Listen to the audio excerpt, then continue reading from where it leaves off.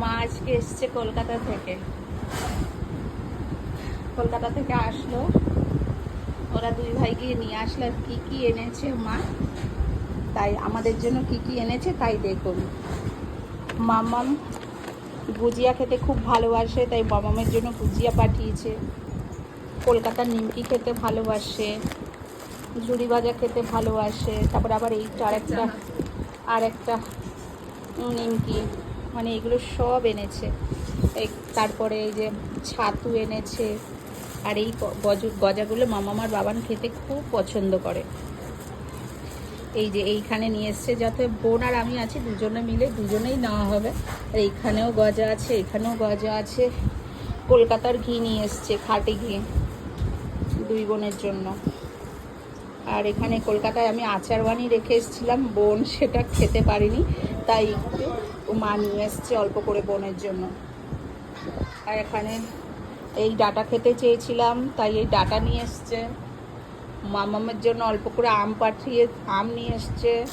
তারপরে এই যে আমসত্ত্ব ঘরে বানিয়েছে, গাছের আমের আমসত্ত্ব, তাই আমসত্ত্ব নিয়ে এসছে।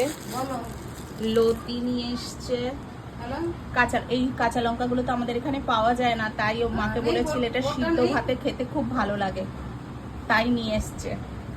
আর এদিকে কাগজি লেবু, গন্ধরাজ লেবু। আর এইটা হলো সব থেকে স্পেশাল খুদের চাল,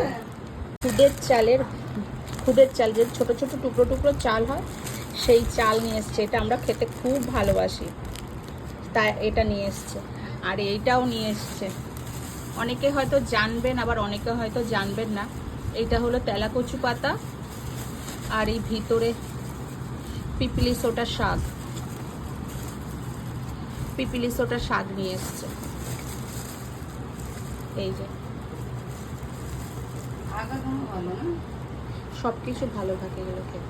পিপিলি সোটার শাক নিয়ে এসছে, এটা আমরা খুব ভালোবাসি খেতে, আর এখানে পাওয়া যায় না একদম, তাই নিয়ে এসছে। আর আজকের এই যে এত কিছু নিয়ে এসছে। আর এই যে মিষ্টি রসগোল্লা, বাবান খেতে চেয়েছে, কিন্তু সবাই মিলে খাবো, তাই যে রসগোল্লা নিয়ে এসছে।